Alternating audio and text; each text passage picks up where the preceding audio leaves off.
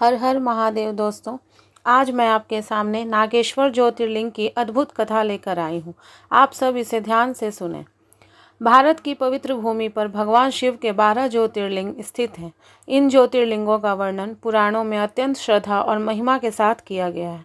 इन्हीं 12 ज्योतिर्लिंगों में से एक है नागेश्वर ज्योतिर्लिंग। यह ज्योतिर्लिंग गुजरात के द्वारिका क्षेत्र के समीप समुद्र तट के पास स्थित है।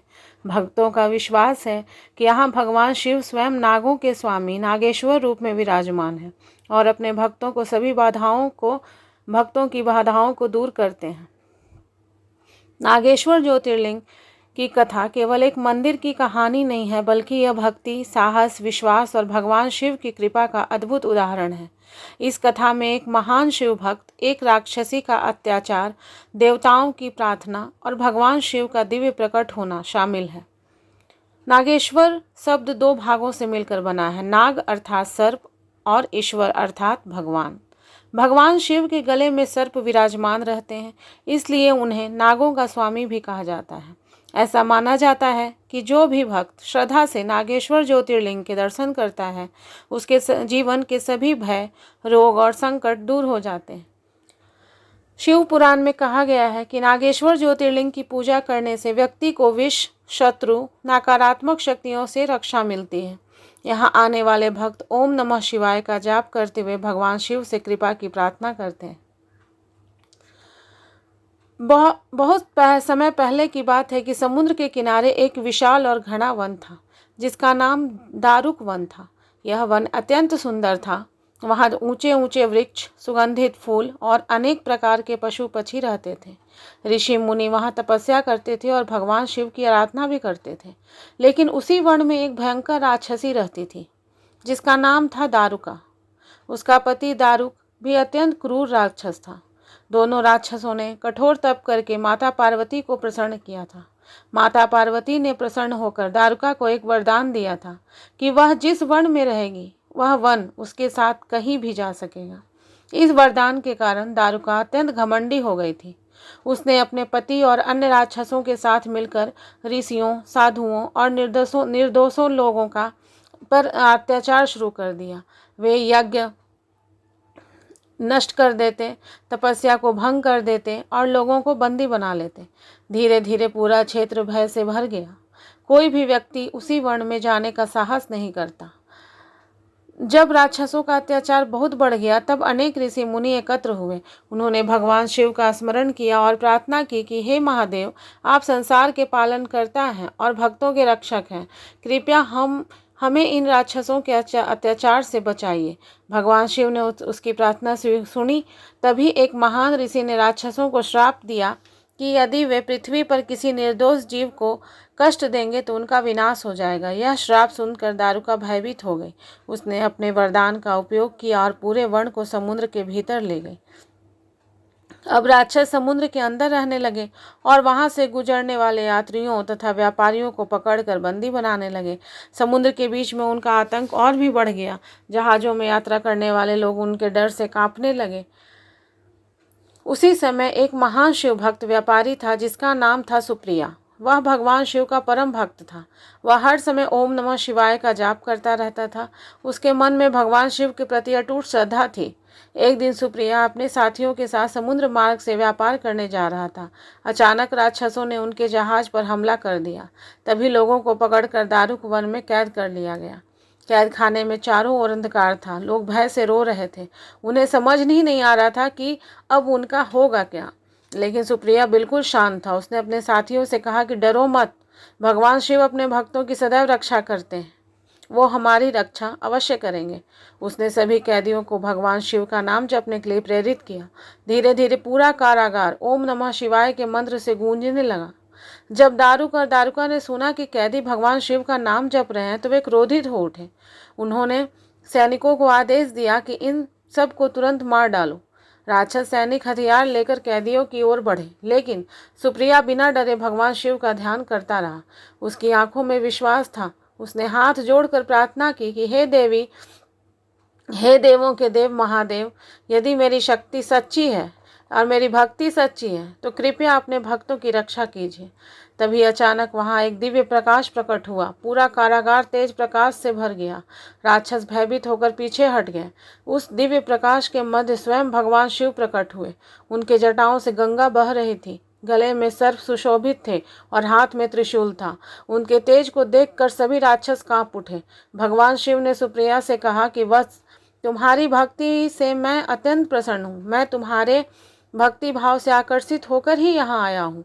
इसके बाद भगवान शिव ने अपने त्रिशूल से राक्षसों का संहार करना शुरू किया। भयंकर युद्ध हुआ। राक्षसों की सेना भगवान शिव के सामने टिक नहीं पाई। दारुक और दारुका ने भी युद्ध किया, लेकिन भगवान शिव के दिव्य रूप के सामने उसकी शक्ति कमजोर पड़ गई। जब दारुका ने देखा कि उसका अंत निकट है, तब उसने माता पार्वती को याद किया। माता पार्वती उसके सामने प्रकट हुई। दारुका रोते हुए बोली कि हे माता, मैंने आपकी भक्ति की थी, कृपया मेरी रक्षा कीजिए। माता पार्वती तो दयालु हैं। उन्होंने भगवान शिव से कहा कि प्रभु, यह मेरी भक्त है, इसे क्षमा कर दीजिए। भगवान शिव ने माता पार्वती की बात स्वीकार कर ली। उन्होंने दारुका को जीवन दान दिया, लेकिन चेतावनी भी दी कि यह भविष्य में कभी किसी निर्दोष को कष्ट नहीं देगी। इसके बाद भगवान शिव ने वहाँ ज्योतिर्लिंग रूप में निवास करने का निर्णय लिया, ताकि भविष्य में भी भक्तों की रक्षा होती रहे। भगवान शिव ने सुप्रिया और सभी भक्तों को आशीर्वाद दिया और कहा कि जो भी भक्त यहाँ सच्चे मन से मेरी पूजा करेगा, उसके सभी भय और संकट दूर हो जाएंगे। इसके बाद वहाँ दिव्य ज्योति प्रकट हुई और नागेश्वर ज्योतिर्लिंग स्थापित हुआ। तभी से यह स्थान भगवान शिव के प्रमुख तीर्थों में गिना जाने लगा। भक्त मानते हैं कि नागेश्वर ज्योतिर्लिंग के दर्शन करने से सर्प दोष, भय, रोग और शत्रुओं से मुक्ति मिलती है। नागेश्वर ज्योतिर्लिंग मंदिर समुद्र के पास अत्यंत शांत वातावरण में स्थित है। मंदिर के बाहर भगवान शिव की विशाल प्रतिमा भक्तों को दूर से ही आकर्षित करती है। भगवान के गर्भगृह में स्थित ज्योतिर्लिंग अत्यंत पवित्र माना जाता है। यहाँ आने वाले भक्त जल, दूध, बेलपत्र और धतूरा अर्पित करते हैं। माना जाता है कि यहाँ पूजा करने से मन को बहुत शांति मिलती है और जीवन में सकारात्मक ऊर्जा प्राप्त होती है। भगवान शिव का सर्पों से विशेष संबंध है।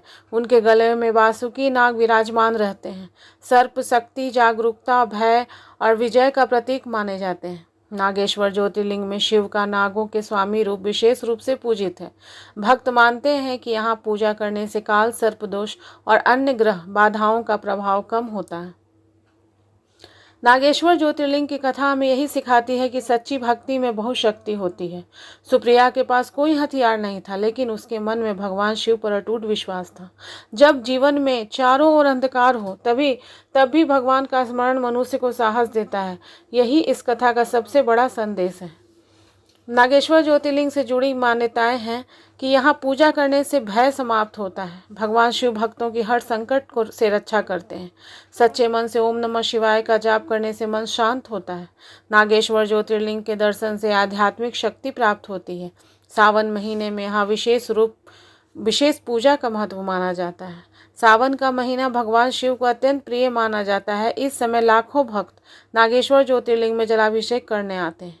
मंदिर में घंटियों की ध्वनि, हर हर महादेव के जयकारे और शिव मंत्रों का जाप वातावरण को भक्तिमय बना देता है। भक्त दूर दूर से पैदल यात्रा करके यहाँ पहुँचते हैं और भगवान शिव का आशीर्वाद प्राप्त करते हैं। नागेश्वर ज्योतिर्लिंग द्वारिकाधीश मंदिर के पास स्थित है, इसलिए जो भक्त द्वारिका जाते हैं वे नागेश्वर ज्योतिर्लिंग के दर्शन भी अवश्य करते हैं। द्वारका भगवान कृष्ण की नगरी मानी जाती है। इस प्रकार यहाँ शिव और विष्णु दोनों की कृपा प्राप्त होती है। कहा जाता है कि एक बार एक भक्त समुद्र यात्रा पर जा रहा था। अचानक भयंकर तूफान आ गया, जहाज डूबने लगा, सभी लोग भयभीत हो गए। तब उस भक्त ने नागेश्वर महादेव का स्मरण किया। उसने आंखें बंद करके ओम नमः शिवाय का जाप शुरू किया। कुछ ही देर में तूफान शांत हो गया। लोगों ने इसे भगवान शिव का चमत्कार माना। तभी से उनके नाविक और व्यापारी समुद्र यात्रा से पहले नागेश्वर महादेव की पूजा करते हैं। जो भक्त नागेश्वर ज्योतिर्लिंग जाते हैं वे बताते हैं कि वहाँ का वातावरण अत्यंत दिव्य और शांतिपूर्ण है।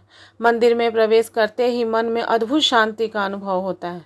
घंटियों की ध्वनि, मंत्रों का जाप और धूप की सुगंध मन को भगवान शिव की भक्ति में डुबो देती है। भगवान शिव को भोलेनाथ कहा जाता है क्योंकि वे अपने भक्तों को थोड़ी सी भक्ति से भी प्रसन्न हो जाते हैं। सुप्रिया की कथा यह सिद्ध करती है कि भगवान शिव कभी अपने भक्तों का साथ नहीं छोड़ते, चाहे परिस्थिति कितनी भी कठिन क्यों ना हो। सच्चे मन से की गई प्रार्थना अवश्य सुनी जाती है। मंदिर में सुबह और शाम विशेष आरती होती है। भक्त बड़ी श्रद्धा से आरती में भाग लेते हैं। जब शंख और घंटियों की ध्वनि गूंजती है तब पूरा वातावरण शिवमय हो जाता है। ऐसा लगता है मानो स्वयं कैलाश का अनुभव हो रहा हो। कथा से मिलने वाली शिक्षा, भक्ति सबसे बड़ी शक्ति है। सुप्रिया ने कठिन परिस्थितियों में भी भगवान शिव का साथ नहीं छोड़ा। अहंकार का अंत निश्चित है। दारू का अपने घमंड के कारण नष्ट हुए। भगवान हमेशा अपने भक्तों की रक्षा करते हैं। जब सभी रास्ते बंद हो जाते हैं तब भगवान नया मार्ग दिखाते हैं। सच्चे मन की प्रार्थना कभी व्यर्थ नहीं जाती। शिव जी ने सुप्रिया की पुकार तुरंत सुन ली।